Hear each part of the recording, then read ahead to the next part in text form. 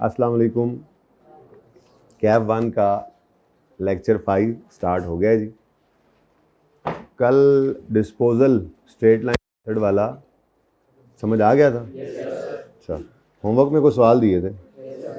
22 था और 23 भी था, ठीक है। वो चलो वो देख लेते हैं, फिलहाल ज़रा स्ट्रेट लाइन मेथड को, फिर वो दूसरे बाद में देखते हो, तो मैंने करवाना है ना, ठीक है। अच्छा जी, अब 22वें का जो सोल्यूशन है, नहीं 23वें का, 22वां तो ऐसे ही था। 23वें का सोल्यूशन ऐसे मैंने कहा था, डिस्पोजल अकाउंट जो है वो आपने अलग अलग 3 डिस्पोजल हैं तो 3 डिस्पोजल अकाउंट बनाइएगा, ठीक है। यहाँ पर एक बना हुआ है, गलत नहीं है, गलत नहीं है, लेकिन आपके लिए समझे गलत है। आपने हमेशा हर डिस्पोजल के लिए अलग अलग अकाउंट ही बनाना है, ठीक है। आंसर भी उसका सेम आता है। जैसे यहाँ पर अगर आप गौर फरमाएं, जो आपके नोट्स के अंदर बना हुआ है, तो इसके अंदर 1,22,900 रुपये का ये क्या है, क्या है ये? प्रॉफिट लॉस नहीं, लॉस है, मतलब पूरी हम बता दिया ना अब तो, ठीक है। तो 1,22,900 का लॉस है। ये तीनों का नेट करके आया हुआ है। किसी का शायद किसी एसेट का शायद गेन आया हो डिस्पोजल पे, किसी का लॉस आया हो, हमें नहीं पता, हो सकता है सबका लॉस हो, तो सबका गेन हो। खैर यहाँ पे तो लॉस आ रहा है। तो बहरहाल ये एक फिगर आ रही है, पता नहीं है किसके ऊपर क्या मामला हुआ, ठीक है। इसी को हमने तोड़ दिया बस। जैसे ये सारा सवाल आपने किया हुआ है। स्टेप 1, एसेट अकाउंट में से एसेट की कॉस्ट निकालेंगे तो उसको डेबिट कर देंगे डिस्पोजल अकाउंट में। स्टेप 2, इस एसेट की अक्यूमुलेटेड डेप्रिसिएशन निकालेंगे। ये 10,500 निकली थी, कैसे? 40,000 इंटू 15% इंटू ये 2.25 साल हमारे पास रहा, तो इसकी अक्यूमुलेशन को डेबिट करके अक्यूमुलेशन अकाउंट में से क्रेडिट कर देंगे डिस्पोजल के अकाउंट में। स्टेप 3, कैश रिकॉर्ड करेंगे। कैश हमें सवाल से मिला करेगा। कितना कैश था जी इसका, कहीं लिखा हुआ है? नीचे वाला सवाल है।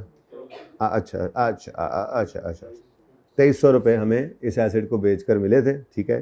तो 2300 रुपये कैश, एसेट बिका है तो कैश आया है, कैश आया है तो कैश डेबिट और डिस्पोजल अकाउंट क्रेडिट, ठीक है जी।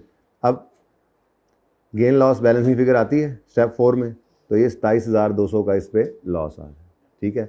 बिल्कुल ऐसे ही हमने बाकियों को भी देख लेना है। स्टेप 1, एसेट अकाउंट में से एसेट की कॉस्ट को निकालें। स्टेप 2, इसकी अक्यूमुलेशन निकालें, जितनी ज़िंदगी हमारे पास इसने गुजारी है उसको डेबिट करें अक्यूमुलेशन अकाउंट में से, क्रेडिट कर दें डिस्पोजल अकाउंट में। स्टेप 3, कैश सवाल में से जाके ढूंढें। 4700 का ये एसेट बिका है, एसेट बिका है तो कैश आया है, कैश डेबिट डिस्पोजल। अब इसकी भी बैलेंसिंग फिगर क्रेडिट साइड पे आ रही है, मतलब disposal account credit, P&L debit, तो ये क्या है? लॉस। तीसरा भी ऐसे ही था, एसेट अकाउंट में से 90,000 कॉस्ट निकल गई। ये 90,000 हमारे पास 1.333 ईयर्स रहा, 18,000 डेप्रिसिएशन इसकी आ रही है। ये अक्यूमुलेशन अकाउंट में से डेबिट करके डिस्पोजल अकाउंट में क्रेडिट कर दिया हमने, ठीक है। इसका कैश सवाल से जाके ढूंढा तो 6600 का ये एसेट बेचा था, तो खैर से इस पे भी अल्हम्दुलिल्लाह लॉस ही आ गया, ठीक है। अब ये तीनों को आप ज़रा ऐड करें, 3 लॉस है ना, तीनों पे लॉस आया 27,200। अच्छा कोई गेन होता तो फिर क्या करते, नेट कर देते ना, प्लस माइनस कर लेते, लेकिन ये तो तीनों ही लॉस हैं, तो इन तीनों को ऐड करेंगे। कितना आया? 122,900, वही 900, ठीक है ना, मतलब आंसर वही आ रहा है। तो ये मैंने आपको कहा ना, गलत नहीं है ये लेजर, लेकिन आपने इस तरह से नहीं बनाना। अच्छा अब एक्सट्रैक्ट्स की बारी आए। कल बच्चों ने किसी ने पूछा भी था, ठीक है, कि एक्सट्रैक्ट्स बनाने हैं तो क्या करें, अलग अलग लॉस लिखें। तो मेरे ख्याल में अलग अलग लॉस लिखने की P&L के अंदर ज़रूरत नहीं। हाँ अगर गेन हो तो, इसीलिए मैंने अलग बनवाए, अगर गेन हो तो वो अदर इनकम में आना चाहिए, लॉस हो तो अदर एक्सपेंसेस में आना चाहिए।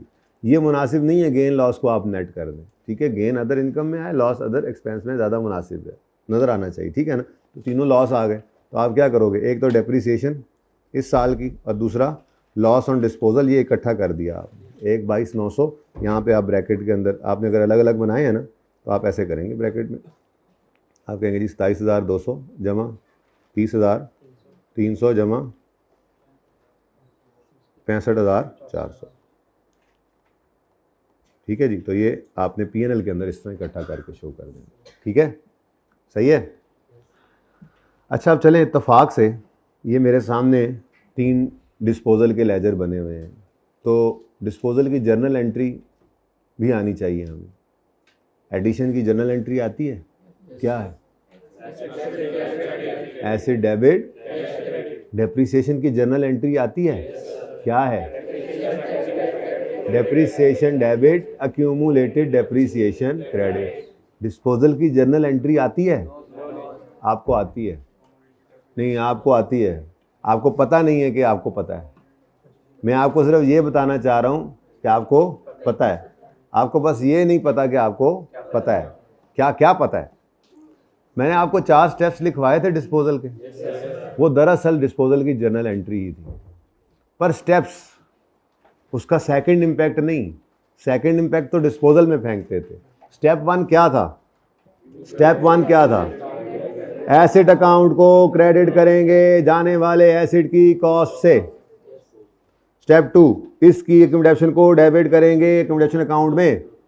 स्टेप 3 कैश रिकॉर्ड करेंगे। अब मैं दूसरा इम्पैक्ट नहीं बोल रहा कि इधर कैश रिकॉर्ड करना है तो कैश आया तो कैश डेबिट, तो कुछ नहीं, दूसरा कुछ नहीं, ठीक है ना? स्टेप की बात कर रहा हूँ। चौथा स्टेप बैलेंसिंग फिगर, गेन होगा या लॉस, जो चला जाएगा पीएनएल। ये दरअसल जर्नल एंट्री ही थी जो आपको गैर महसूस तरीके से याद करा दी गई थी, ठीक है? जर्नल एंट्री ज़्यादा आसान है डिस्पोजल के लेजर से, ठीक है? अब इसी को मैं आपके सामने यहाँ पे परफॉर्म कर देता हूँ, ठीक है? Journal entry of disposal. ये क्यों ज़रूरी है? जर्नल एंट्री मांग सकता है, मांग लेता है अक्सर, ठीक है? जर्नल एंट्री सिर्फ मांग ले तो आपको आनी चाहिए ना, ठीक है? फिर ज़्यादा इम्पोर्टेंस इसकी बढ़ जाती है जब करेक्शन ऑफ एरर का टॉपिक, बड़ा फेवरेट आपका टॉपिक जो होगा इंशाल्लाह, उसमें पहुंचते हैं हम। वहाँ पर होती ही जर्नल एंट्रीज़ हैं, यानी कि करेक्शन होती है तो कहते हैं नॉर्मली कहता है रेक्टिफाइंग एंट्रीज़ करो। तो रेक्टिफाइंग एंट्री यानी करेक्टिंग एंट्री करने के लिए हमें पहले ओरिजिनल एंट्री पता होनी चाहिए, फिर उसकी गलती वाली एंट्री हम लिखते हैं और फिर उससे हम सही वाली एंट्री निकालते हैं। तो असल में कहानी वहाँ पे भी यही है कि कॉन्सेप्ट जिसके कॉन्सेप्ट मजबूत होंगे उसको पता होगा होना क्या चाहिए था। ओरिजिनल एंट्री क्या होती है? दरअसल होना क्या चाहिए था। अकाउंटेंट ने तो चवल मारी होती है कोई ना कोई, फिर वो लिख के तो उसको सेट कर लेते हैं, ठीक है ना? तो वो जो होना क्या चाहिए था, वो जो डिस्पोजल की एडजस्टमेंट आपको आएगी सवालों में, वो होना क्या चाहिए था, वो ये एंट्री है जो आज आपको सिखा रहा हूँ।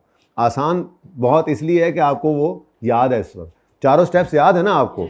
ये चारों स्टेप्स दरअसल जर्नल एंट्री ही है, ठीक है? तो जर्नल एंट्री बहुत बहुत बहुत बहुत बहुत आसान है। जर्नल एंट्री ऑफ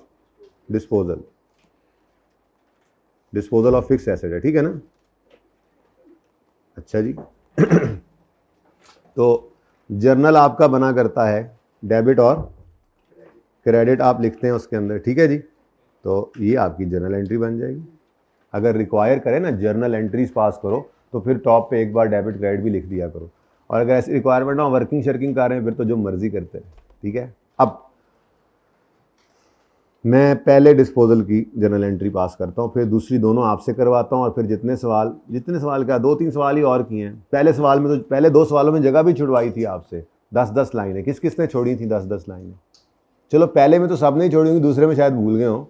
तो वो जहाँ जहाँ डिस्पोजल आया था सवालों में वहाँ पे आपने जर्नल एंट्री अब घर पे करनी है, लेकिन ये 3 तो मैं आपको करवाता हूँ, मुझे मिल गए, ठीक है? अब बताएं जी, स्टेप 1 एसिड अकाउंट को क्या करेंगे? जाने वाले एसिड की कॉस्ट से क्रेडिट। अच्छा अब मुझे एक बात बताओ, थोड़ी प्रैक्टिस के बाद ये सीधा हो जाएगा। कभी आपने ऐसा देखा कि कैश क्रेडिट और एसिड डेबिट यूँ जर्नल एंट्री लिखी हो? नहीं ना, मुनासिब नहीं ना लगता। मतलब तरतीब एक है कि हम डेबिट पहले लिखते हैं और क्रेडिट बाद में, ठीक है ना? इसलिए आप ना जर्नल एंट्री जब भी पास करें, ये तरतीब बता रहा हूँ, आपने पहले तो एक लाइन खाली छोड़ ही देनी है। मैं तो नहीं छोड़ूंगा, मुझे तो पता होता है एंट्री में क्या आ रहा है, क्योंकि कभी ऐसा होता है कि आप कुछ डेबिट कर गए, कुछ क्रेडिट कर गए, और बाद में आपके डेबिट वाली साइड पे कोई चीज़ आ रही है बैलेंसिंग लेट से, तो फिर आपके पास जगह ही कोई नहीं है यहाँ पे, तो ऊपर एक लाइन खाली होगी ना, तो वहाँ पे बैलेंसिंग फिगर डाल दोगे। ये मैं वैसे आपको एहतियात बता रहा हूँ, बाकी कोई मसला नहीं है, मैं तो ऐसे नहीं करूँगा। खैर चलें वैसे भी 2-4 दफ़ा एंट्री करने के बाद आपको वैसे ही याद हो जाएगा। जर्नल एंट्री ऑफ डिस्पोजल वो 4 स्टेप्स ही हैं, यानी 4 ही आइटम्स आने हैं, ठीक है? एक एसेट अकाउंट क्रेडिट होता हुआ नजर आएगा इस एंट्री में, दूसरा अक्यूमुलेशन अकाउंट डेबिट होता नजर आएगा, तीसरा कैश डेबिट होता नजर आएगा, और चौथी बैलेंसिंग फिगर होगी। इसका मतलब 2 डेबिट पक्के, अक्यूमुलेशन डेबिट होना है, कैश डेबिट होना है। डिस्पोजल होना है तो कैश मतलब ऐसा डिस्पोजल नहीं होगा कि आपको पैसे पल्ले से देने पड़े। एक सिचुएशन ये होती है कि आपके पास ऐसी मनहूस चीज़ पड़ी है कि जिसको आपको बेचने के लिए उल्टा पैसे भरने पड़े, लेकिन ऐसी बात नॉर्मली मैंने अभी FAR 1 के अंदर तो नहीं देखी है, CMA के अंदर कभी कभी जो है वो ये कॉन्सेप्ट टेस्ट होता है। बहरहाल जो नॉर्म है उसकी बात कर रहा हूँ। तो दो चीज़ें डेबिट होंगी आपकी जर्नल एंट्री में, अक्यूमुलेटेड डेप्शन और कैश। एक चीज़ क्रेडिट होगी एसिड, और बैलेंसिंग फिगर की जगह दरमियान में एक लाइन छोड़ दो, आपकी मर्जी है। टॉप पे छोड़ के आए हो तो आपकी मर्जी है। अगर टॉप पे लाइन छोड़ी हुई है और डेबिट बैलेंसिंग है तो सबसे ऊपर लिख दो, क्रेडिट बैलेंसिंग है तो नीचे सारा सफाई खाली पड़ा है, दरमियान में लाइन छोड़ी है तब भी फिट हो जाएगा। अब ये आपकी मर्जी होगी, ठीक है, सही है। तो फिर दो डेबिट की जगह तो छोड़ दी आपने, एक लाइन और भी छोड़ दी एहतियातन के बाद में कोई चीज़ डेबिट साइड पे ना आ जाए, ठीक है। और स्टेप 1 आपने यहाँ पर लिखा। स्टेप 1 क्या है जी? एसेट अकाउंट क्रेडिट करेंगे जाने वाले एसेट की कॉस्ट से, ठीक है। अब कितनी कॉस्ट है जी जाने वाले की? मरहूम की कॉस्ट क्या है? इधर देखो, सवाल से देख लेते हैं। ये जाने वाले की कॉस्ट क्या है? 40,000। ये एसेट अकाउंट में से क्रेडिट करनी है, बस यही आपकी जर्नल एंट्री है। तो 40,000 क्रेडिट लिख दो, जर्नल एंट्री में 40,000 क्रेडिट, ठीक है। लें जी, नेक्स्ट स्टेप 2 क्या है? अक्यूमुलेटेड डेप्शन अकाउंट को डेबिट करेंगे। अच्छा, मैंने आपको बताया ना, मैं तो स्टार्ट में लिख देता हूँ, दरमियान में एक लाइन छोड़ लेता हूँ, लेकिन आप पहले एक लाइन छोड़ दें तो ज़्यादा आसानी लगेगी आपको। पहली लाइन खाली होगी ना, और बैलेंसिंग फिगर अगर डेबिट साइड पे आ गई तो पहली लाइन में लिख देंगे, कोई मसला तो नहीं है ना। बैलेंस सर पहली लाइन में PNL लिख दें, और कुछ नहीं होता भाई, जर्नल एंट्री है, तसल्ली से, ठीक है। आप इसकी तरतीब को पहले कैश लिख लें, फिर अकोमोडेशन लिख लें, फिर PNL लिख लें, आपकी मर्जी है। इन बातों से परेशान नहीं होना, ठीक है ना जी। स्टेप 2 क्या है? अक्यूमुलेटेड डेप्शन अकाउंट को डेबिट करेंगे जाने वाले एसेट की सारी जिंदगी की अक्यूमुलेशन से, ठीक है। तो अक्यूमुलेशन जो अकाउंट डेबिट करना है, ये करने के लिए हमें एक छोटी सी वर्किंग करना पड़ा करेगी, ठीक है। वो वर्किंग 1 लेट से मैं कहता हूँ, अल्लाह करे हो भी वर्किंग 1 नहीं, ये वर्किंग नहीं है, वर्किंग 2 है। तो वर्किंग 2, चलो अब इस सवाल में चूंकि वर्किंग 2 हुई है, वैसे हम तो इसको पहले कर लेते हैं ना। मैंने आपको आज जो आपकी बनाई है वो क्या है? डेप्शन एक्सपेंस बाद में निकालते हैं हम, और अकोमोडेशन ऑफ डिस्पोजल पहले निकालते हैं, इसलिए हमारी वर्किंग 1 बन जाएगी। बहरहाल जैसे ही यहाँ पर आप पहुंचेंगे, डिस्पोजल की जब एडजस्टमेंट आएगी, चाहे लेजर बना रहे हैं चाहे जर्नल एंट्री कर रहे हैं, यहाँ पे आके आपको छोटी सी वर्किंग करनी पड़ेगी, चाहे वो इस ब्रैकेट में कर दो। ये जरूरी नहीं होता कि वर्किंग 2 रेफर करके वहां पे कितनी कॉस्ट है एसेट की? 40। अच्छा, ये मैं जरा शॉर्ट 1000 में लिख रहा हूँ, ठीक है। रेट ऑफ डेप्शन क्या है? 15%। अच्छा, उसके बाद इसकी लाइफ कितनी गुजरी हमारे पास? इधर देखो, ये खरीदा था हमने यकम जुलाई 5 को, बेचा है 31 मार्च 7 को, तो 5 वाले साल में 6 महीने, 6 का पूरा साल, और 7 में 3 महीने, तो 1 साल 9 महीने यानी 1 पॉइंट। तो ये कोई अलग वर्किंग करने की जरूरत नहीं है, यहाँ पे लिखो 1 पॉइंट। एग्जामिनर को वर्किंग शो करनी है, इसका मतलब ये नहीं है कि वर्किंग की हेडिंग दें फिर वर्किंग 1 में नहीं, ये वर्किंग शो कर दिया आपने। लेकिन फिलहाल तो चलो हुआ पड़ा है काम, तो मैं वही यूज करूंगा, ठीक है ना। जरा ज़्यादा बड़े हो जाएंगे तो आसान सी एडजस्टमेंट है वहीं पे बस। लेकिन ये नहीं करना आपने। क्या आंसर क्या है वैसे? इसका आंसर क्या है? खुद देख लेना सर, खुद देख लें। 10,000। अब ये 10,500 कैलकुलेटर पे करके यहाँ नहीं लिख देना, ये ना हो कि यहाँ पे कुछ भी पता ना हो। 10,500 पूरे सवाल में कहीं 10,500 नजर आ रहा है? पूरे सवाल में कहीं 10,500, सवाल में, मैं जवाब की बात नहीं कर रहा, सोल्यूशन में नजर आ रहा है? नहीं, सवाल में कहीं 10,500 नजर आ रहा है। अब ये आपने निकाला है ना, अब ये एग्जामिनर को शो करना है। इसके लिए कोई जरूरी नहीं है कि आपने अलग से वर्किंग्स में जाके शो करना है। आई कैप तो सारा सोल्यूशन ही ब्रैकेट के अंदर किया होता है। हम जो लेजर्स बनाएंगे ना आगे, जैसे कैश फ्लो का टॉपिक है, हम कैश फ्लो के टॉपिक में बेताशा लेजर्स बना के करते हैं, आसान लगता है हमें, ठीक है। 8, 10, 12, 15 लेजर सवाल में बन रहे होंगे। आई कैप एक लेजर भी नहीं बनाता अपने सोल्यूशन में, वही लेजर उसने ब्रैकेट में बनाया होता है। वर्किंग शो करना मकसूद है, जैसे मर्जी हो, ठीक है, सही है ना। बहरहाल फिलहाल तो हम तरतीब पे चल रहे थे। स्टेप 1 एसेट अकाउंट क्रेडिट करेंगे जाने वाले एसेट की कॉस्ट से। स्टेप 2 इस एसेट की सारी जिंदगी की अकोमोडेशन कैलकुलेट करके उसको अकोमोडेशन अकाउंट में से डेबिट करना है। वो हमने आगे कैलकुलेट की यहाँ पे वर्किंग नंबर 2 में 10,500। ये फिगर जब आ गई तो हमने यहाँ पर लिख दिया 10,500। Step 3 we will record cash. आपको बोलना चाहिए वैसे, मुझे तो याद है।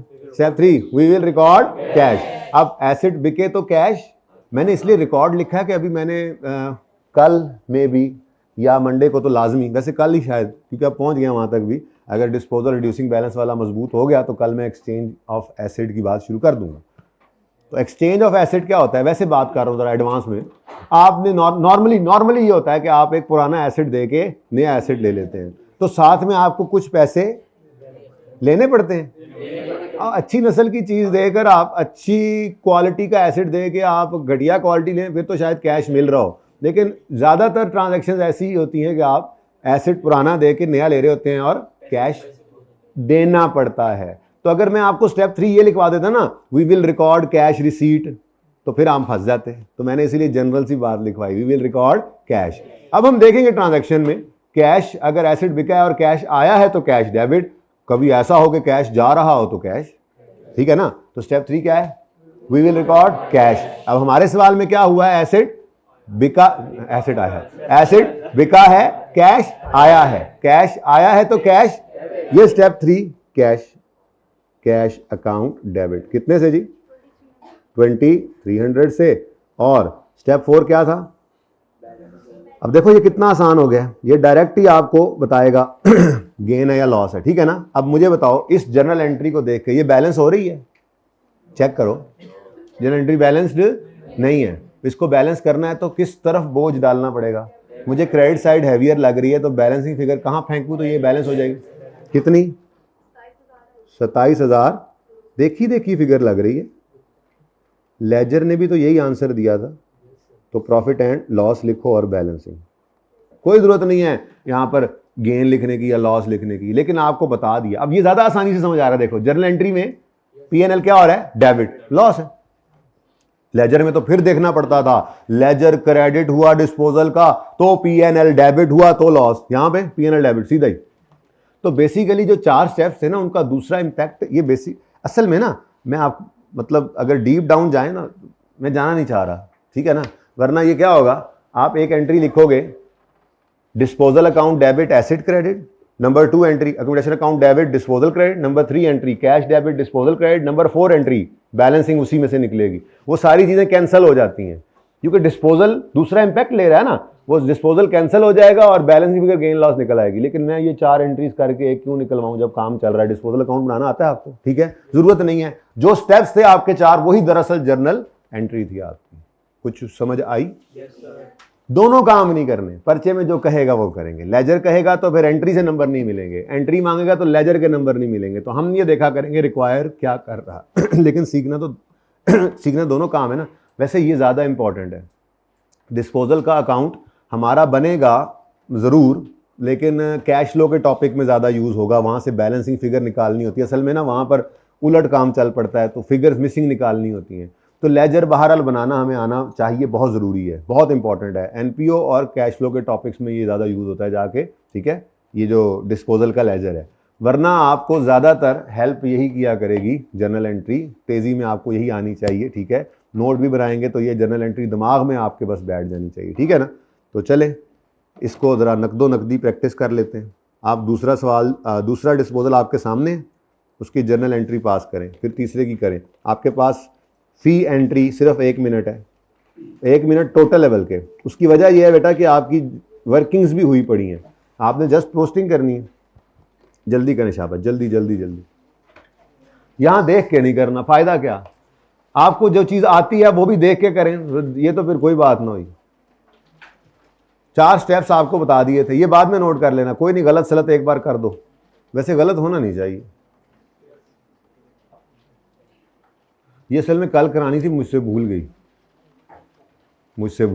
उर्दू चेक करो अपनी मुझसे रह गई, मैं भूल गया, क्वेश्चन नहीं मिल रहा। ये लो चन माई, ये लो,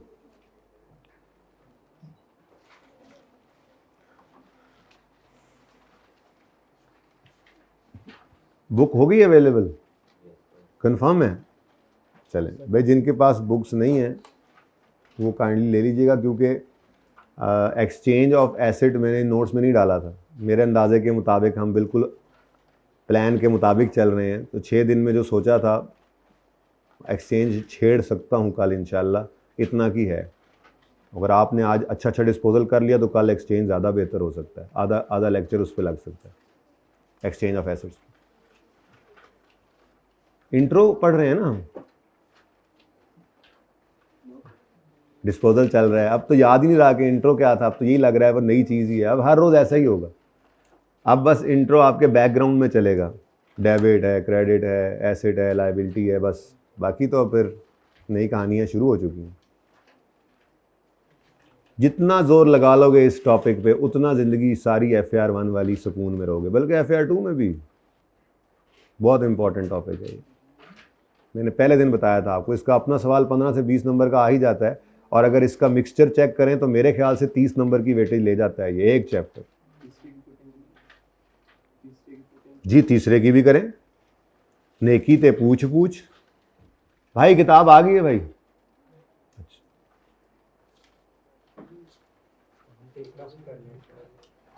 नहीं मैं फिर भी कंफर्म कर रहा हूँ यार।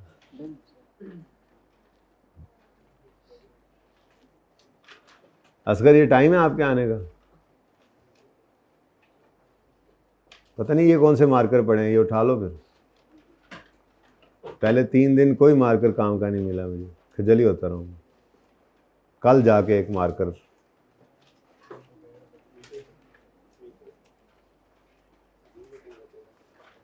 जूम मीटिंग नेक्स्ट वीक में ही करेंगे, नेक्स्ट वीक से स्टार्ट कि सैटरडे को करनी है? चलो मशवरा कर लेते हैं। फिज़िकल वालों की कोई जूम मीटिंग नहीं होती। हाँ आखिरी महीने में जब आप लोग प्रेप लीव पे जाते हैं तो फिर फिज़िकल वालों को भी मैं वो वीकली मीटिंग होती है ना ऑनलाइन वालों की, उसका लिंक भेज देता हूँ ताकि उनको कोई मसला हो घर पे, वो पढ़ रहे हो तो वो भी फिर आ जाते हैं। पर आखिरी मंथ में यहाँ पे तो आप अगले दिन आ जाते हैं ना, मसला हो तो पूछ सकते हैं। हाँ जी डन। दूसरा डिस्पोजल है जी, डिस्पोजल है। ख़रीदा था हमने 4 में एसेट को, बेचा हमने अपने साल 7 में, 70,000 इसकी कॉस्ट थी और 4700 रुपये आए हैं। अब ये डेटा सवाल में गिवन होगा। अब कितने बच्चों ने कर ली हैं एंट्रीज? तकरीबन आधे से ज़्यादा नहीं कर लिए, बाकी पता नहीं क्या कर रहे हैं। भैया इंपॉर्टेंट चीज़ कह देना ये नहीं होता कि फिर उसको करो ही ना, बैठे रहो। आसान है तो कर लो जल्दी से।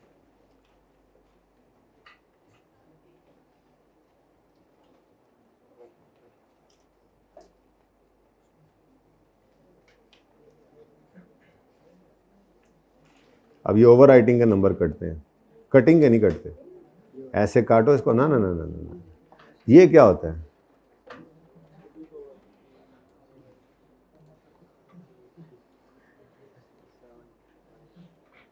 ऐसा नहीं करना, कुछ गलती होगी। 3.5 नहीं लिखना था, साफ सुथरा काट के लिखो 5.5, इसका कोई नंबर नहीं कटेंगे, ओवर राइटिंग के नंबर कटने हैं।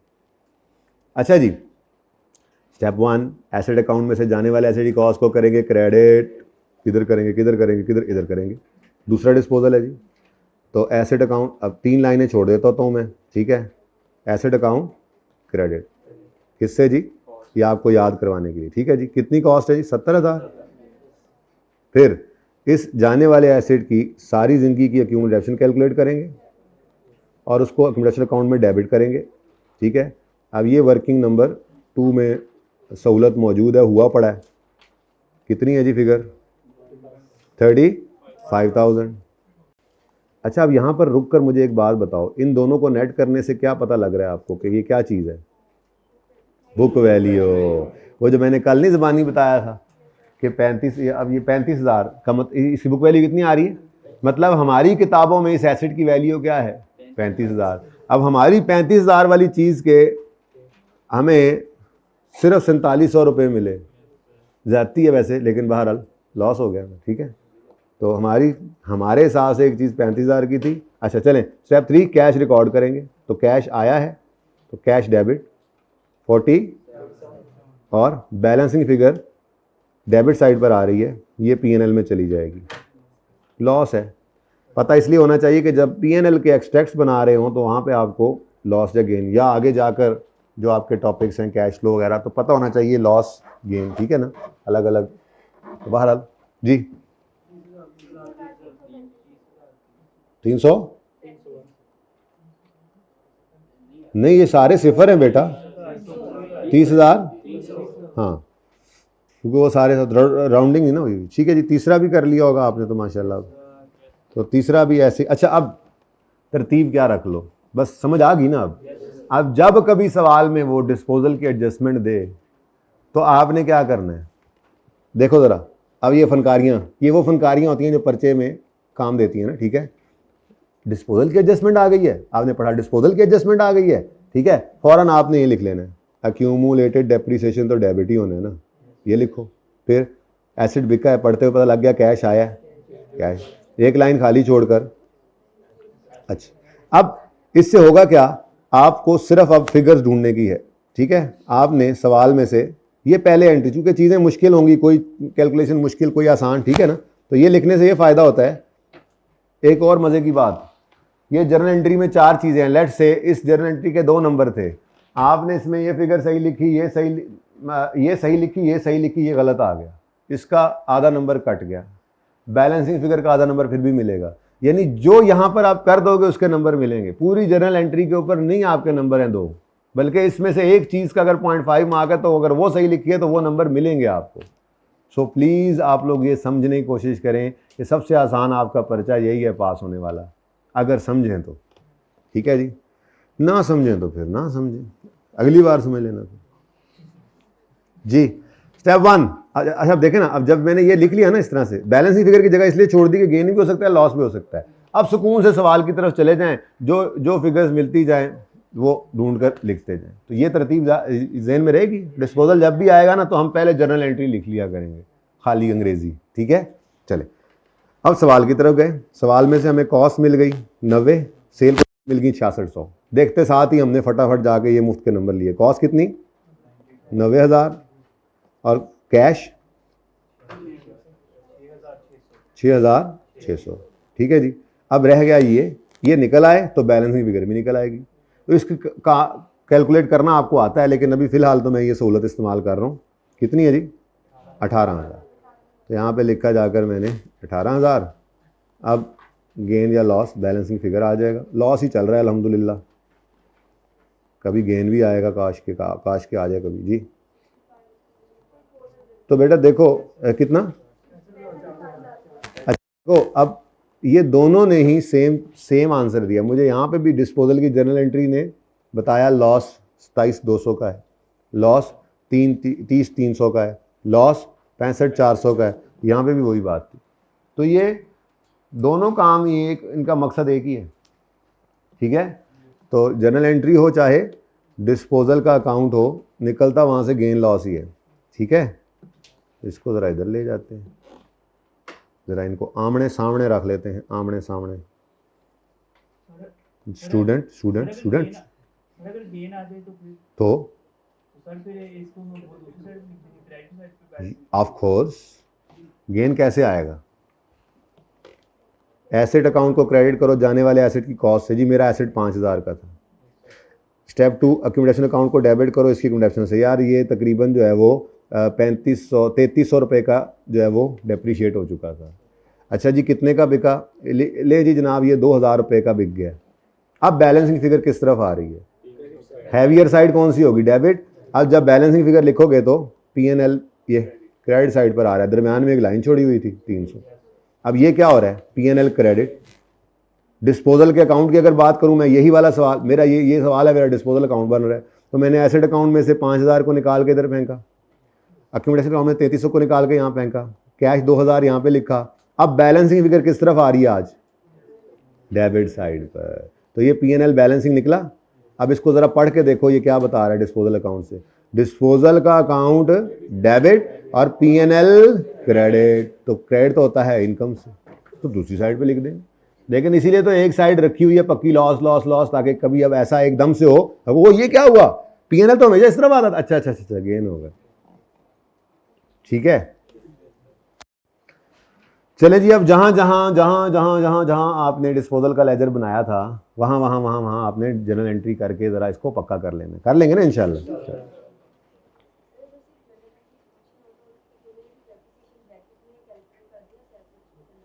जी मैंने यही स्टार्ट में अर्ज़ की, कहाँ सवाल आ रहा है कि आप ब्रैकेट में कर सकते हैं, मैंने पहले ब्रैकेट में करके भी दिखाया था, बिल्कुल कर सकते हैं। ये तो वर्किंग हुई पड़ी थी तो यूज़ कर लिया, या आपका दिल करता है स्टार्ट के अंदर थोड़ी टेक्निकल होती है कैलकुलेशन, थोड़ा सा करना दिल कर रहा होता है, मुश्किल लग रही है तो आप वर्किंग में करें, वरना कोई ज़रूरत नहीं है ब्रैकेट के अंदर लिखें cost into rate into life. ये क्या हालात हैं जी, यहाँ तक कोई सवाल रहा तो नहीं क्या? 23 जाहिर है जनरल पूछेगा तो बताएंगे। 24वां सवाल भी हो गया था, मैंने करवाया था। चलें 25वां देखें फिर। Saim purchase an asset costing 2 lakh on यकम जनवरी 19। Asset has a residual value of 19,850 at the end of its useful life. पहुंच गए सब? रिड्यूसिंग बैलेंस स्टार्ट कर रहे हैं हम, ठीक है ना? तो अगले 20 से 25 मिनट में मैं रिड्यूसिंग बैलेंस का एक सवाल विदाउट डिस्पोजल कराऊंगा, ठीक है? उसके बाद फिर डिस्पोजल भी आज कर ही लेंगे, ठीक है ना? उसकी फिर प्रैक्टिस करनी है, कल अगर तसल्ली ना हुई तो मज़ीद कल चलते रहेंगे क्लास में, एक आधा सवाल मैं भी करवाऊंगा, एक आधा आपसे भी करवाऊंगा, जैसे कल आपने सवाल किया था खुद, ठीक है ना? अच्छा जी, 2 लाख कॉस्ट है एसेट की, यकम जनवरी 19 को ख़रीदा है हमने, रेजिडुअल वैल्यू उसकी 19,850 है और asset is debited under reducing balance method at 37%। अच्छा, स्ट्रेट लाइन और रिड्यूसिंग बैलेंस में फ़र्क क्या आता है, ज़रा ये देख लेते हैं। देखिए जी, मैंने आपसे अर्ज़ किया कि आपको इंट्रो के अंदर ना MCQs की वजह से एक फार्मूला पढ़ाया जाता है जिसमें आप स्ट्रेट लाइन मेथड में भी रेट निकालने के लिए ये 1/लाइफ नहीं करते या रेट से डायरेक्ट नहीं आते, बल्कि वो रेजिडुअल वैल्यू को भी कंसिडर करके जो है ना कॉस्ट माइनस रेजिडुअल यानी डेप्शिएबल अमाउंट को लेकर आप करते हैं, और फिर वो वाला रेट जो निकला होता है उस रेट को लगाते हुए फिर आप कॉस्ट माइनस रेजिडुअल वैल्यू नहीं कर सकते। लेकिन मैंने फ़िलहाल आपको उस तरफ, मैं वो MCQs के लिए वहाँ पे पढ़ाया जाता होगा, मैं फ़िलहाल आपको वहाँ पर नहीं लेकर गया, मैंने ज़रा इनको बाइफरकेट करके रखना था, इसलिए रेजिडुअल वैल्यू स्ट्रेट लाइन के अंदर मैंने फार्मूला कैलकुलेट करते हुए नहीं यूज़ की, 1 यूज़फुल लाइफ करके रेट निकाला और फिर रेट लगाते हुए कॉस्ट माइनस रेजिडुअल वैल्यू वहाँ पर किया था, इसलिए ताकि मैं इस वाले मेथड को फ़र्क कर सकूँ, स्ट्रेट लाइन को रिड्यूसिंग बैलेंस से फ़र्क कर सकूँ, ठीक है? तो रिड्यूसिंग बैलेंस मेथड में डेप्शन एक्सपेंस जो निकलेगा, ठीक है, वो कैसे निकलेगा? हम पहले साल में तो पहली बात तो ये है कि रेट ज़रूरी है, रेट ऑफ डेप्रिसिएशन। यहाँ पे ये नहीं करना आपने कि जो लाइफ सवाल में गिवन हो उस लाइफ से डिवाइड कर दें आप, क्योंकि वो तो फिर स्ट्रेट लाइन ही बन जाएगा, ठीक है? तो रेट इज़ ज़रूरी, ठीक है जी, and is calculated using following formula। पहले तो ये बात कर लेना, किसी को याद है फॉर्मूला?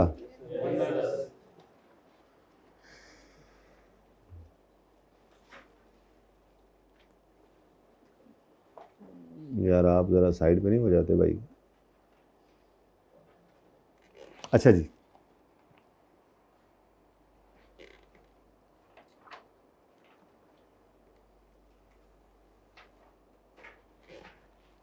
जी बेटा, अगर पहली बात तो ये रिड्यूसिंग बैलेंस में रेट लाजमी हमें चाहिए, अगर रेट मिसिंग हो तो उस रेट को निकालने का फॉर्मूला क्या है? 1 minus nth root S/C।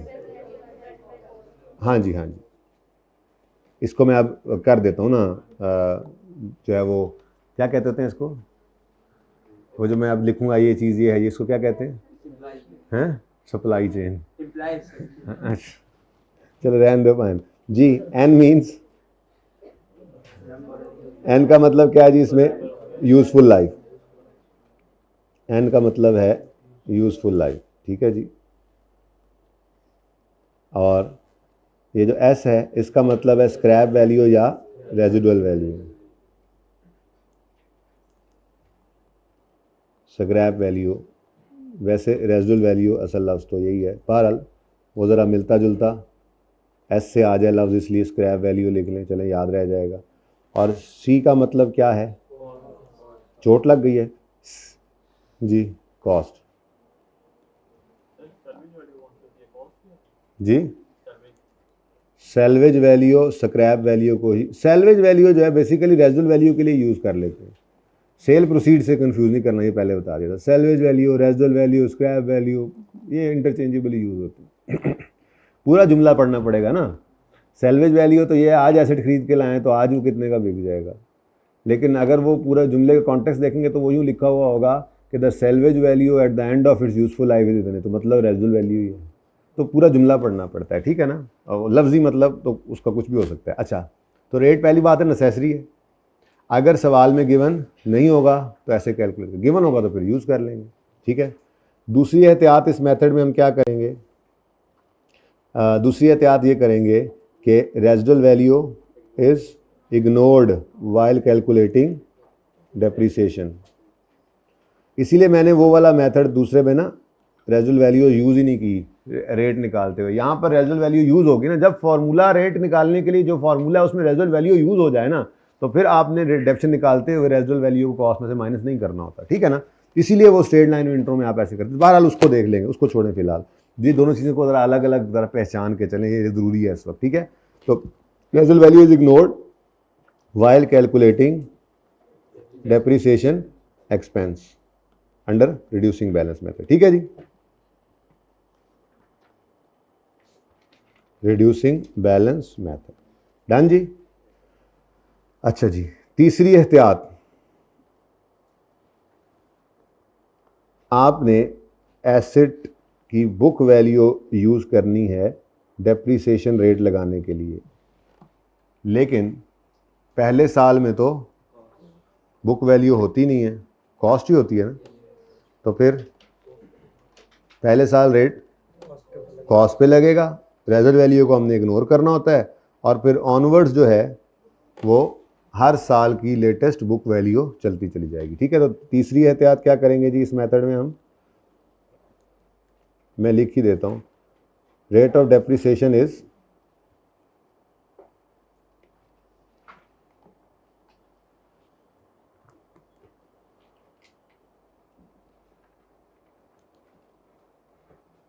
depreciation rate is applied to cost in first year, एक minute, and book value in subsequent years, ठीक है जी। जी स्टूडेंट, आएगा,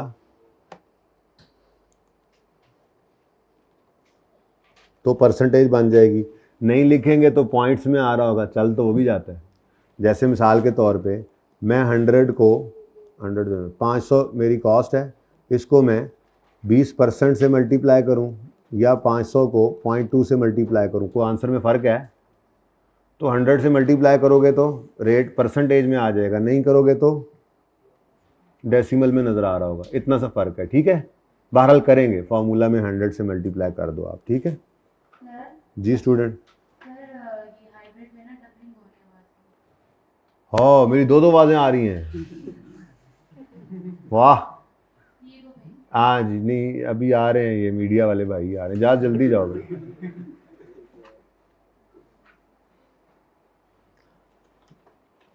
ठीक है जी, इसको आप मेरे ख्याल में बस यही बातें हैं 3, इसको नोट करें, तब तक आवाज़ भी सही हो जाए। और साइम वाला सवाल, अच्छा साइम वाले सवाल में रेट गिवन है, ज़रा चेक तो करें सही निकला हुआ है, रेट लगा के चेक कर लेना। सही है बेटा आवाज़? अब हाइब्रिड गर्ल्स वाले हाइब्रिड में सही है आवाज़ या अभी भी सही है? ओके कर दें, ऐसे कर, सही है। चलो, ये टाइम से बताना था, पता नहीं कब से दो आवाज़ें सुन रहे हैं मेरी।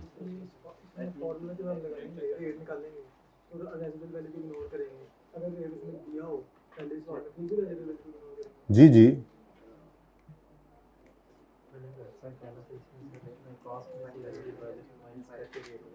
किसमें, कहाँ पे?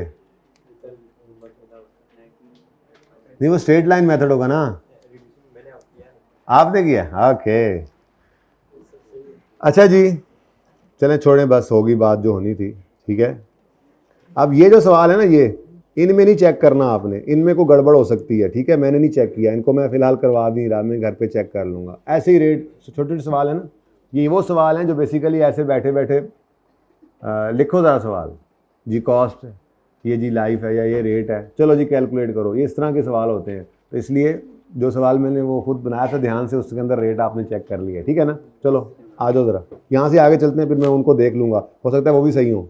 अच्छा किधर गया, और कितने वे बताते नहीं, खुद ढूंढे ना सर, खुद ढूंढे, खुद ढूंढे, आप जो काम चोर बने हैं खुद ढूंढे जी। अच्छा जी चले मैं भी देख लूँ एक दफ़ा। 37 वैसे ही ज़रा चेक कर रहे हैं, ठीक है। ये रेट निकालना है तो 1 माइनस लाइफ गिवन है, लाइफ गिवन होगी, नो सर कैसे नहीं गिवन, लेकिन ये तो फिर गिवन नहीं है ना। चलो ये गिवन नहीं है, फिर यहाँ पे चेक नहीं हो सकता। वैसे बैलेंसिंग ये निकालने में 5 साल किसने कहा कि ये 5 साल पे एंड हो रहा है, तो उन्होंने कहा कि वो तो ठीक है, तो आपने जुगाड़ लगाया ना, नहीं निकल सकता जी, छोड़ें इसको, ठीक है। 37% ठीक है, अगले सवाल में इंशाल्लाह सही हो जाए, यहाँ पे खुद निकालेंगे बल्कि, ठीक है।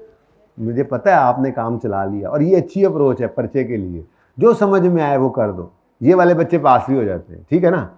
तो आप लोग भी ऐसे ही हो जाएं। बहरहाल लाइफ नहीं गिवन थी, ठीक है ना। वैसे लाइफ मैं बता दूं, अगर मैं यूँ कह देता हूँ कि यूज़फुल लाइफ इज़, मैं लिख देता हूँ आपके लिए, सिर्फ आप लोगों के लिए, यूज़फुल लाइफ इज़। अब ठीक है, अब आप बेशक चेक करें, वो तो जुगाड़ था ना। देखो ये कौन सी कंफर्म बात है कि डेप्शन सारी लाइफ की उसने मांगी हो सकता है 10 साल लाइफ हो, उसने 5 साल की डेप्शन मांगी हो, वो ठीक है आंसर तो वो आ गया, क्योंकि असल में लाइफ थी जो 5 साल, असल में था जो ऐसे ही, इस वजह से वो सही हो गया। लेकिन अगर ऐसा ना होता तो, अच्छा चलें छोड़े जी, चेक कर रहे हैं हम। ये मैंने ये सवाल के अंदर गिवन है, ठीक है। 1 माइनस 5 फ्रूट, और स्क्रैप वैल्यू कितनी 19,850, और कॉस्ट कितनी है 2 लाख 200,000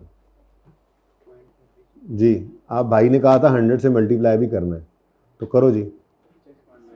36.9 ऑलमोस्ट 30, तो इसलिए राउंडिंग का थोड़ा सा डिफरेंस एंड पे आ जाएगा। नहीं लाइफ का एंड होगा तो शायद 19,850 की फिगर की बजाय को 2-4 रुपये ऊपर नीचे आए, वो गलत नहीं होता, राउंडिंग है ना, रेट राउंड कर दिया ना, ठीक है। अच्छा एक छोटी सी बात और भी याद आ गई, अगर सवाल के अंदर रेजिडुअल वैल्यू ना गिवन हो या लिखा हो कि 0 है, तो क्या ये फॉर्मूला लग सकता है?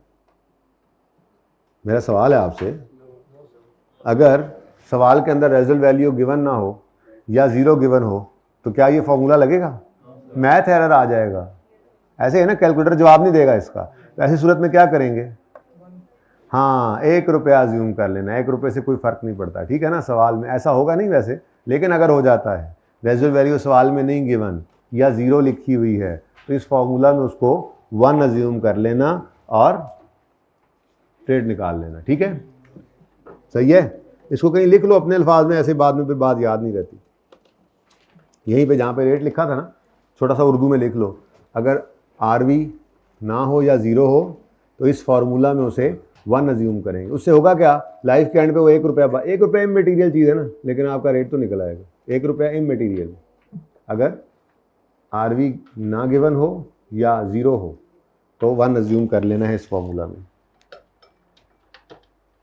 चलो यार पढ़ भी लो हूँ, शुगली लगाई जा रहे हैं सुबह से आके आप लोग, पढ़ने छढ़ने का दिल नहीं करता आप लोगों का? अच्छा जी,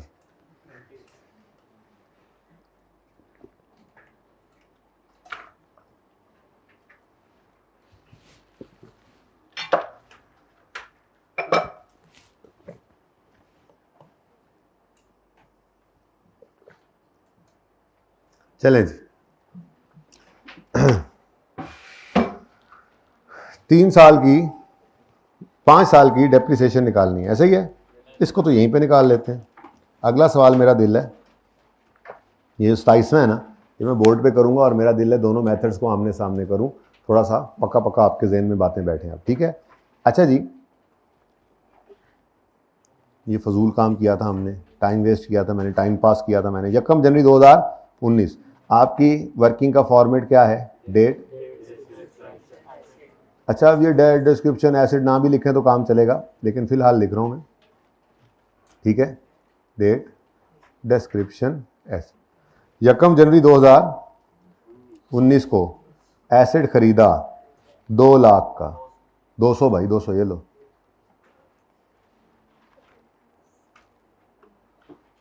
ठीक है जी। अब ईयर एंड इसका 31 दिसंबर 19 पे हुआ, डेप्रीसिएशन निकालनी है। अब ये डेप्शन मेथड है, वर्किंग कोई मेथड नहीं है, ये तो फॉर्मेट है बस एसेट को प्रेजेंट करने का ऐसी शक्ल में कि हर ईयर एंड के ऊपर बुक वैल्यू भी दे रहा हो और हर साल की डेप्शन भी नज़र आ रही हो, ताकि हम अपनी ज़रूरत के हिसाब से कुछ भी निकाल सकें। जैसे ये वर्किंग अभी मैं करता हूँ ना एंड पे, तो 3 चीज़ें हम इससे किसी भी वक्त निकाल सकेंगे। एक, किसी भी साल का डेप्शन एक्सपेंस। दूसरा, किसी भी साल के एंड पे खड़े होकर बुक वैल्यू। तीसरा, किसी भी दिन की खड़े होकर अक्यूमुलेटेड डेप्रिसिएशन। तो मेथड जो सा मर्जी हो, फॉर्मेट यही रखना है हमने वर्किंग का, मेथड तो सिर्फ यहाँ पे चेंज हो रहा होगा। अभी दोनों सवाल आमने सामने करता हूँ, फिर समझ आएगी, ठीक है जी। तो डेप्रिसिएशन 200 माइनस 19 नहीं करेंगे, मैं भी यही कहने लगा था, नहीं करेंगे, ठीक है जी। कॉस्ट इनटू रेट 37% जी। बस राउंडिंग शाउंडिंग चलाते रहो, कुछ नहीं होता, ये बिल्कुल सही है जी। 120, ये क्या आ गया जी, बुक वैल्यू। ये इसको कैरिंग अमाउंट भी कहते हैं, और आप दोनों चीज़ों को साथ साथ देख रहे होते हैं, बीवी और सीए हैं, दोनों ही टफ चीज़ें हैं काफ़ी। ये टफ लग रहा है अभी आपको, फिर ये भी टफ लगेगा आपको, कुछ को लगता है कुछ को नहीं लगता। अच्छा जी, क्या क्या क्या क्या बिटवीन द लाइंस बात करते हैं सर, कोई बिटवीन द लाइन नहीं बात की, मैं तो बड़ी सादा सी बात की है। सीए है, बीवी है, जल्दी जल्दी कर लो, अल्लाह देगा। इससे ज़्यादा साफ सुथरी क्या बात होती है, ये बिटवीन द लाइंस होती है। अच्छा जी, ये मोटिवेशन है, मोटिवेशन ना। अच्छा जी, डेप्रीसिएशन 200 इंटू, और ऊपर बीवी लिखवाओ तुम लोग, देखा ना मुझे गड़बड़ होने लग गई है ना, चीजें याद ही ना आ रही मुझे। अच्छा, रिड्यूसिंग बैलेंस मेथड में सब्सिक्वेंट ईयर में कॉस्ट पे रेट नहीं लगता, बुक वैल्यू पे रेट लगा रहे हैं, ठीक है। तो बुक वैल्यू आ गई 126, रेट वही 37%। बस राउंड करते रहो, ठीक है। राउंडिंग राउंडिंग जरा दिल खोल के किया करो, ठीक है ना, डरना नहीं, परेशान नहीं होना। जो चीज राउंड नहीं करनी होगी मैं बताऊंगा। मैंने एक आपको एहतियात सिर्फ बताई थी कि मिलियंस में सवाल का डेटा हो और बहुत छोटी फिगर हो, जैसे 5 मिलियन 7 मिलियन, तो उनको एहतियातन एक डेसिमल के साथ लेके चलो, क्योंकि अक्सर ऐसा होता है कि 0.4 0.5 से नीचे को फिगर आ जाए तो फिर राउंड डाउन करोगे, बाकी तो कोई एहतियात नहीं है। बाकी मैं आपको एहतियात बताऊंगा आगे जाके, जैसे अभी ये रेट्स वगैरह होते हैं, ठीक है, परसेंटेजेस होती हैं, इनको ज़रा हम डेसिमल्स के बाद ना दो डिजिट्स यूज़ कर लेते हैं, ताकि जो आंसर निकले बाद में अप्लाई होने के बाद तो उस पर ज़्यादा असर ना आए, ठीक है ना। जो एंड पे आंसर है उसको राउंड करना है आपने, दिलेरी से करना है, ठीक है। अच्छा जी, बुक वैल्यू बताएं। 70, 31 दिसंबर 2021, बुक वैल्यू 126 पर। बुक वैल्यू नहीं है ये, बुक वैल्यू पिछले साल तो इसी पे लगाया था रेट, हाँ, लेटेस्ट बुक वैल्यू पे। ये ज़रा बात वहाँ पे लिखी नहीं थी मैंने, तो इतना तो पता होना चाहिए आपको, ठीक है। लेटेस्ट बुक वैल्यू पर आपने डेप्रीसिएशन का रेट लगाना है। डन जी, 20 बस काफ़ी है जी। 50। अच्छा, अब अगर आप इस सवाल को बिल्कुल एंड तक, 5वें साल के एंड तक लेके जाए ना, अपनी लाइफ के एंड तक, और राउंडिंग शाउंडिंग बिल्कुल ना करें, बल्कि वो रेट भी 36.9 आया था ना, वो रेट 36.9 यूज़ करें, और यहाँ पर भी रुपीज़ इन 1000 ना करें, पूरी फिगर करें और कोई राउंडिंग ना करें, तो इंशाल्लाह 5वें साल के एंड पे जो बुक वैल्यू होगी वो रेजिडुअल वैल्यू ही के बराबर होगी, 19,850। चेक करने के लिए घर पे खुला टाइम है आजकल, होमवर्क तो थोड़ा सा होता है, 1.5 घंटा आपका FAR 1 का होता है और 1 घंटे आधे घंटे में होमवर्क हो रहा है आजकल, तो बाकी फारिग टाइम में ऐसे काम कर लिया करें, नो इशू, ठीक है। और सही है ना, आपने एक तो रेट को राउंड नहीं करना जो मैंने किया हुआ है यहाँ पे सवाल में, और दूसरा आपने फिगर्स को भी राउंड नहीं करना, तो 1 रुपये का भी इंशाल्लाह फर्क नहीं आएगा, ठीक है। सही तो लिखा था, ओके जी। चले, तो ये जहन में रह जाएगी अब बात। रिड्यूसिंग बैलेंस मेथड में सब्सिक्वेंट ईयर्स में कॉस्ट रेलेवेंट, मैं बस यहाँ पे रोक रहा हूँ इसको। उन्होंने 5 साल कहते, मैंने 3 साल पे बस कर दी, ठीक है। अच्छा, अज्यूम करो डाटा सेम है, लेकिन एसेट जो है वो 1 अप्रैल को खरीदा गया था। क्या चेंज आएगी जी? ये अगर 1/4 पे ख़रीदा है तो यहाँ पर डेप्रीसिएशन 9/12 हो जाएगी। जब ये 9/12 होगी तो ये 74 की बजाय कम हो जाएगा 55, तो 56 करो ना। अब ये देखो, अगर स्ट्रेट लाइन, अच्छा चलो बुक वैल्यू कितनी आ गई? 140। अब हमने स्ट्रेट लाइन मेथड में भी ये काम किया था। पहला सवाल करने के बाद हमने कहा था अगर एसेट दुराने साल आए तो क्या होगा, तो फ्रैक्शन लग गया था। लेकिन स्ट्रेट लाइन मेथड की खसूसियत क्या थी? हर साल रेट ने कॉस्ट पे लगना है, तो सिर्फ पहले साल की डेप्रीसिएशन बदली थी, बाकी सारी फिर आगे वही सेम चलने लग गई थी। रिड्यूसिंग बैलेंस में ये नहीं होगा। रिड्यूसिंग बैलेंस के अंदर तो आपको पता है बुक वैल्यू पर रेट लगना है, तो 126 नहीं, अब 100। जब ये चेंज हो गया तो बोलो 50, फिर ये चेंज हो गया तो ये चेंज हो गया। ये सारा लाल सिर्फ एक डेट की वजह से हुआ है जी। फिर ये चेंज तो ये चेंज, फिर ये चेंज तो ये चेंज, कितना? ये चेंज तो ये चेंज।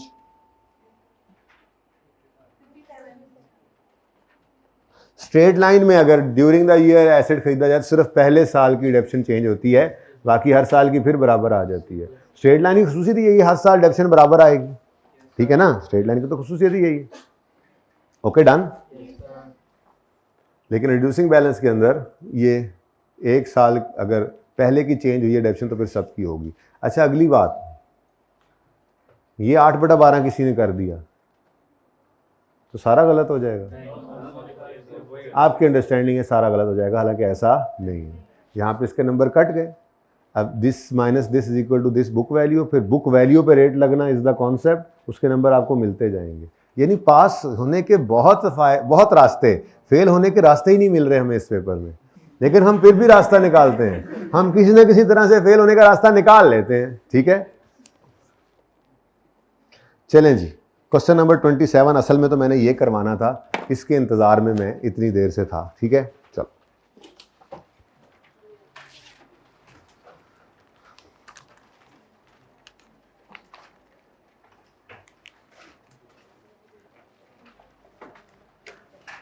डेप्शन निकालनी है सारी जिंदगी की, 4 साल। अच्छा चलिए 4 साल की डेप्शन निकालनी है, स्ट्रेट लाइन और रिड्यूसिंग बैलेंस दोनों में, ठीक है। कॉस्ट एसेट की ₹1,00,000, रेजल वैल्यू 10,000, लाइफ 4 साल, डेट ऑफ परचेज 1 जनवरी 16। तो पहले अपना पुराना मेथड करते हैं जरा। क्वेश्चन नंबर कौन सा है जी? पता नहीं अब पेज नंबर कौन सा है। अब तो किताब है आप लोगों के पास, जिनके पास है बता दें। अभी बच्चा कह रहा था लीजिए, मैंने किताब 152।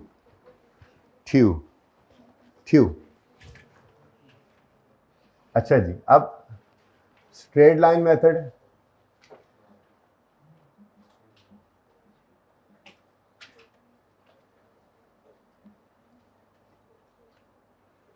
डेट, डिस्क्रिप्शन,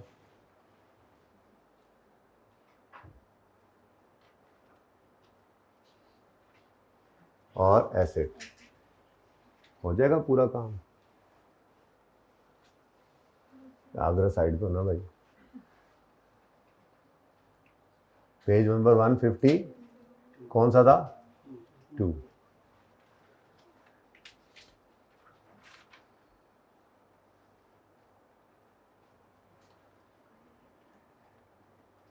जरा मैं ना आमने सामने रखना चाह रहा था दोनों को, ठीक है। अभी भी थोड़ा तंग होगा। अच्छा जी, अब किस दिन खरीदा इस एसेट को? जी स्ट्रेट लाइन है, यही तो समझा रहा हूं कि हमारा फॉर्मेट तो यही रहना है जी। 1 जनवरी 2016। कॉस्ट बताएं 100,000, चलो 100 ही कर लो, ठीक है। अब नहीं आया मजा। 31 दिसंबर 2000 16 पे आए, डेप्रीसिएशन निकालनी है। दो तरीके हैं स्ट्रेट लाइन में, चाहो तो 100 डिवाइडेड बाय 4 कर दो, मैं तो कहूँगा 4 ईयर्स है ना लाइफ, ठीक है, तो इसको भी रेट में कन्वर्ट कर लेते हैं ताकि आमने सामने रेट ही रहे, ठीक है। तो मैं एक छोटी सी वर्किंग करता हूँ, इसमें मैं सिंपल तरीके से रेट निकाल रहा हूँ, वो वाला काम नहीं कर रहा जिसमें रेजुअल वैल्यू को कंसीडर करूँ। इंट्रो वाला, इंट्रो में आपको दोनों सिखाए जाते हैं, वैसे मेरे जहाँ तक मेरी अंडरस्टैंडिंग है दोनों ही ICAP ने चूँकि लिखे हैं अपनी किताब के अंदर, दोनों ही सिखाए जाते हैं। फिर MCQ के पॉइंट ऑफ व्यू से उस्ताद कहते हैं बस ये वाला नहीं दूसरे वाला ही चलेगा, क्योंकि MCQ के आंसर में ऑप्शन नहीं ना है। जब आपके पास ये लंबे सवाल होते हैं ना जिनमें MCQ वाला चक्कर नहीं होता, ठीक है, तो उसके अंदर आप दो तरीके की कैलकुलेशन कर सकते हैं, ठीक है ना, लेकिन MCQ में तो आप हाथ बंधे होते हैं, ठीक है, पाँव भी बंधे होते हैं। खैर चलें, 1 ओवर यूजफुल लाइफ कितनी इंटू 100 इज इक्वल टू 25%। अब चूंकि मैंने रेजुअल वैल्यू को रेट निकालते हुए कंसीडर नहीं किया तो कॉस्ट माइनस रेजुअल वैल्यू करके ही चलेंगे, ठीक है, सही है। तो कॉस्ट कितनी है जी,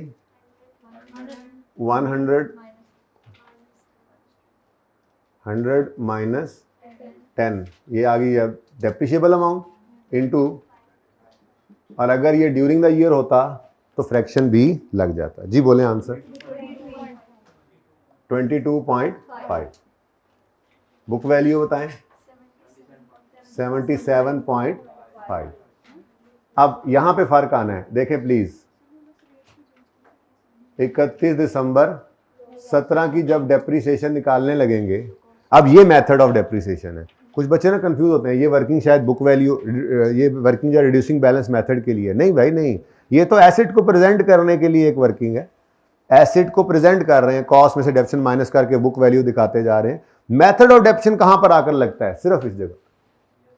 जैसे अभी अभी आपको पढ़ाया, रिड्यूसिंग बैलेंस मेथड हो तो रेजुअल वैल्यू माइनस नहीं करते, और पहले साल तो कॉस्ट ही है, दूसरे साल में बुक वैल्यू पे रेट लगता है। जबकि स्ट्रेट लाइन की क्या आपने सीख रखी है कैलकुलेशन, हर साल रेट किस पे लगता है। इसका मतलब अगले साल में वही 100 पकड़ेंगे, 10 भी माइनस करेंगे और 25%। जी 22 ये क्या हर साल बराबर, हाँ, क्योंकि बुक वैल्यू को तो हम छेड़ ही नहीं रहे, ठीक है जी। कितनी आ गई 55, अच्छा 0.0 अब लिख दूं मैं, फिर अच्छा नहीं लगता जी।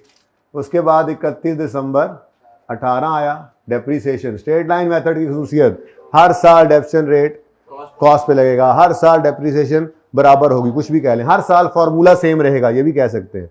बस पहले साल अगर ड्यूरिंग द ईयर आ जाए तो फ्रैक्शन लग जाता है, बाकी फॉर्मूला और डेप्रिसिएशन ये पड़ा है, ठीक है। Cost minus रेजुअल value into rate 22,500 या 22.5, सॉरी 1000 में चल रहे हैं जी, 32.5। उसके बाद 31 दिसंबर 18 पर अगेन 100 माइनस 10 इंटू 25%, 22.5, और एंड पे आपके पास क्या बच गया, यही तो बुक वैल्यू है और यही तो रेजुअल वैल्यू थी जो बच गई एंड पे, क्योंकि इसी को तो हमने डेप्रिशिएट नहीं किया। हाँ 19 ही लिखा हुआ है, नजर नहीं आ रहा। अच्छा कुछ बच्चे ऐसे थे जो पीछे देख रहे थे, जब उन्होंने ऊपर देखा तो मैंने 19 कर चुका था, तो साथ वाले उसको भाइयों कह रहे हैं क्या हुआ है, 19 ही तो है। धोखा। अच्छा जी,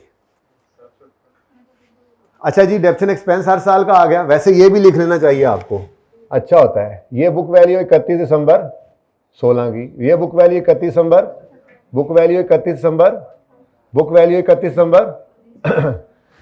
जब रीवैल्यूएशन भी आ जाएगी ना, इसी फॉर्मेट के अंदर डालेंगे हम, 2 कॉलम आगे ऐड हो जाएंगे एसेट। तो फिर अगर आपको कभी एक्सट्रैक्ट्स कहेगा तो मिसाल के तौर पर वो कहता है 31 दिसंबर 18 की बैलेंस शीट बना दो, तो ये एसेट की फिगर उठ के जाकर बैठ जाएगी बैलेंस शीट के फेस पे, ये बुक वैल्यू ही या बुक वैल्यू ही जाती है, ठीक है ना। बहुत काम की वर्किंग है ये, बड़ी ही कीमती वर्किंग है, यही नहीं आगे भी चलती रहेगी, FAR 2 में भी चलती रहेगी, आगे भी जिंदगी में चलती रहेगी, ठीक है। तो मेथड ऑफ डेप्शन कहां पड़ा हुआ है, ये cost per rate, cost per rate, cost per rate, एक बार फिर बोलो, कॉस्ट पर रेट, बस बस बस वो तो पूरे हो गए ना, ठीक है। अब इसके मद्दे मुकाबिल मर्द मुजाहिद रिड्यूसिंग बैलेंस आएगा। इसको WDB मेथड भी कहते हैं भाई, कह रहे हैं ये नहीं बताया आपने, रिड्यूसिंग बैलेंस मेथड। इसको डिमिनिशिंग बैलेंस मेथड भी कहते हैं, मैंने तो ये भी नहीं बताया। नामों में क्या रखा है वो तो देख ही लेंगे जी। डेट, डेस्क्रिप्टियन और एसेट जी। 1 जनवरी 16 पे एसेट खरीदा, कॉस्ट पे तो कोई लड़ाई नहीं है, जो सा मर्जी मेथड हो। एसिड की कॉस्ट 100 है तो नहीं, 100 ही है ना, 100 है तो 100 है, ठीक है। तो कॉस्ट 100, सवाल में रेट गिवन नहीं है, मेथड कौन सा है, हमारा ऑप्शन है ना, हमने रिड्यूसिंग बैलेंस सिलेक्ट किया। अब अगर रिड्यूसिंग बैलेंस सिलेक्ट किया है तो फिर रेट निकालने का फॉर्मूला चेंज हो जाएगा। तो वर्किंग 2, सवाल वही चल रहा है ना, मैंने वर्किंग 1 वर्किंग 2 इसको कर दिया। तो रेट निकालें जी, रेट 1 - 4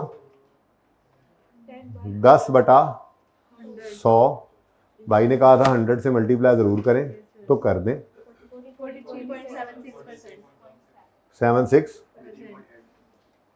बाप चलो कर दो ना, रेट्स को ज़रा बेहतर है। अभी भी इसमें थोड़ा सा शायद एंड पे कोई 10,000 से ऊपर नीचे कोई 1 आधा रुपया हो जाए, क्योंकि ये शायद कैलकुलेटर पे यहाँ पे नहीं रुका होगा और आगे भी जा रहा होगा। 58 नहीं 76, अगर ये 7658 आप लिख लेना तो आपको एंड पे लिख लें कैलकुलेटर पे 7658 के बाद तो कुछ नहीं है, फिर रहने दो फिर इसको 7 ही कर लें। मैं समझा शायद बस वहाँ पे एंड हो रहा था, चलो खुशी हो रही थी मुझे, ठीक है। नहीं अब इतना तो कर लो। रेट्स वगैरह को ना डेसिमल के बाद 2 डिजिट्स यूज़ कर लेना, ज़रा एक्यूरेसी बेहतर हो जाती है। लेकिन रेट को आगे जब फिगर निकलेगी उसको राउंड ही करेंगे इंशाल्लाह, ठीक है। चलो जी बच्चों, 31 दिसंबर 16 पर डेप्रीसिएशन निकालोगे तो 100 - 10 नहीं करेंगे, मैं भी यही कहने लगा था। तो 100 क्योंकि रिड्यूसिंग बैलेंस है, इग्नोर करना है, रेजुअल वैल्यू को यूज़ कर ली हमने रेट निकालते हुए, इसीलिए तो मैंने उसको फ़र्क किया है। अगर उसमें भी यूज़ कर लेना जो आपने पढ़ा था इंट्रो में, तो फिर वहाँ पे भी ये नहीं करते, लेकिन दोनों को फ़र्क रखना है, ठीक है ना, ज़रूरी है यहाँ पे, ठीक है जी। क्यों ज़रूरी है बता दूंगा इंशाल्लाह। तो 100 × 43.77% जी, 43.77, बुक वैल्यू 50.25 क्या करते हैं आप लोग मेरे साथ। अच्छा अब 2 डेसिमल तक लेकर चलना है बस, तो 2 तक ही चलेंगे। 31 दिसंबर 17 की डेप्रीसिएशन निकालनी है तो 100 × नहीं करना, पूरी बात तो सुन लिया करें, 100 × नहीं करना, क्योंकि मेथड कौन सा है, रिड्यूसिंग बैलेंस। जाग रहे हैं ना सारे जी। तो 56.23 × 43.77%,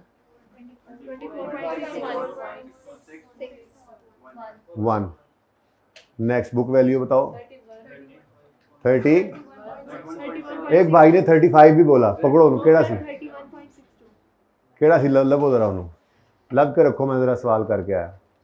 31 दिसंबर 18 डेप्रीसिएशन,